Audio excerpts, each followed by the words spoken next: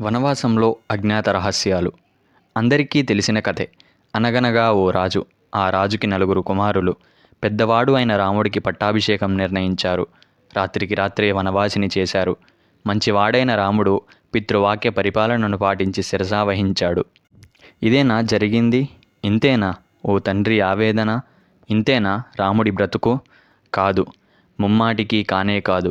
సర్వం ఎరిగిన దశరథుడు, పుత్రులకై పుత్రకామిష్టి చేసిన దశరథుడు, పుత్రులలో పరిపూర్ణుడైన రాముడిని రాజుగా ప్రకటించడం, రాత్రికి రాత్రే కద్దు చేయడం. కారణం ఓ దారుణం. విధి రాముడి దారి. ఓ మహాసభ. రాజ్యంలో ప్రజలు ఎదురుచూస్తున్న ప్రకటన.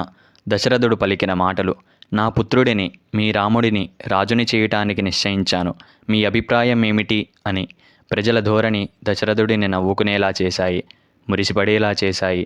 60,000 ఏళ్ళు మీరు పరిపాలించారు మహారాజా. మా రాముడిని ఎప్పుడు పట్టాభిషిక్తుడిని చేస్తారా అని ఎదురు చూస్తున్నాం అన్నారు. మహారాజు కాబోయే రాజుని ఎంచుకోవడానికి ప్రజల అనుమతి, వారి అభిప్రాయం కోరడమా? ప్రజలు ఆ రాజు కొరకై మా రాముడు అని ఎదురు చూడడమా? ముహూర్తం నిర్ణయించారు పట్టాభిషేకం చేయడానికి. ముసలిదూత మాయ చేసింది వనవాసిని చేయడానికి. కైకను ఉసిగొలిపింది, మరిచిన వరాలను శాపాలుగా మార్చింది. కైకను దాటలేని దశరథుడి ధర్మం రాముడి దారి మార్చింది.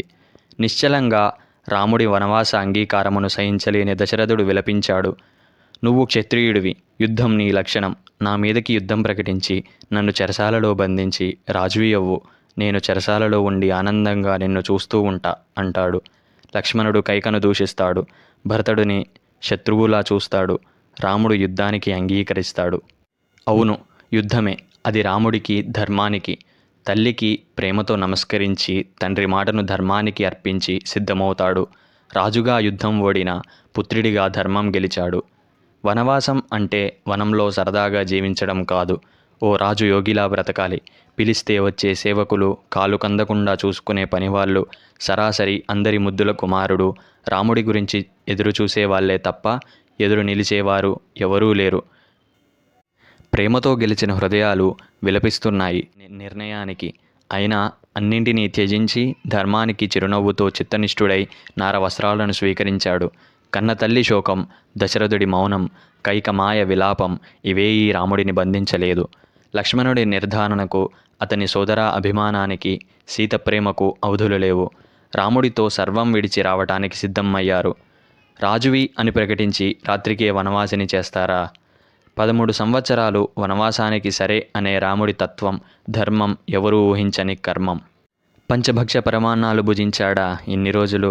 రేపటి నుండి అడవిలో ఏది దొరికితే అది ఆహారమా? ఇంద్రభవనం లాంటి రాజ్యమా? రేపటి నుంచి అడవే రాజ్యమా? నిద్రించడానికే బంగారు పాన్ప రేపటి నుంచి ధరణి హత్తుకుని నిద్రిస్తుందా? వేదాలు నేర్చిన వీరుడా రేపటి నుండి వికాస వేటగాడా? యుద్ధం క్షత్రియ ధర్మమా రేపటి నుండి విధితో యుద్ధమా?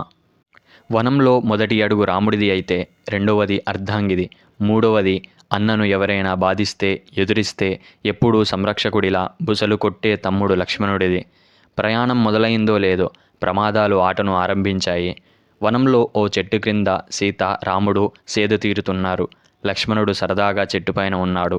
కంగారుగా దిగి, వాడిని నేను వదలను, వనవాసంలో ఉన్నా మనల్ని ప్రశాంతంగా ఉండనివ్వడా? అన్నా, నువ్వు నీ ధనుర్బాణాలు సిద్ధం చేసుకో, ఇప్పుడు యుద్ధమే కద్దు అన్నాడు కోపంతో. రాముడు శాంతంగా, ఎవరి మీద యుద్ధం? ఎందుకు ఈ ఆర్భాటం అని అడిగాడు. అలానే కోపంతో, ఆ భరతుడు చేసింది చాలదన్నట్టు ఇప్పుడు సైన్యాన్ని తీసుకొని వస్తున్నాడు, మనల్ని శాశ్వతంగా వధించడానికి అనే నిర్ణయానికి వచ్చేశాడు. రాముడు నవ్వి లక్ష్మణుడిని శాంతపరిచాడు. అది ఏదీ కాదు, భరతుడి మనసు నాకు తెలుసు, నువ్వు నిశ్చింతగా ఉండు అని. అన్న మాటను దాటని తమ్ముడు మౌనం వహించాడు. భరతుడి భావోద్వేగాలు, నిస్సహాయ స్థితి, విలాపన, వేదన రాజ్యానికి రమ్మని రాముడికి పరితపించడం చూసి తన సోదర బంధం ఎంతటి మాధుర్యమో అని ఆనందించి తన కోపానికి సిగ్గుపడ్డాడు. అన్న ఔదార్యానికి, ప్రేమకి కారణం గ్రహించలేదు అని చింతించాడు.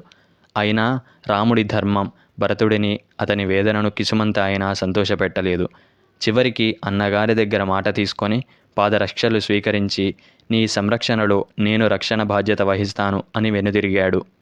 రాజులేని రాజ్యాన్ని పాదరక్షలు పాలించేను. రాముడి మాటకు భరతుడు బంటై నిలిచేను. రాజుగా కీర్తిని పొందవలసిన వాడిని వనవాసిగా మార్చింది విధి. వనవాసిని ఇంకేలా మారుస్తుందో, ఏం ప్రశ్నిస్తుందో తది.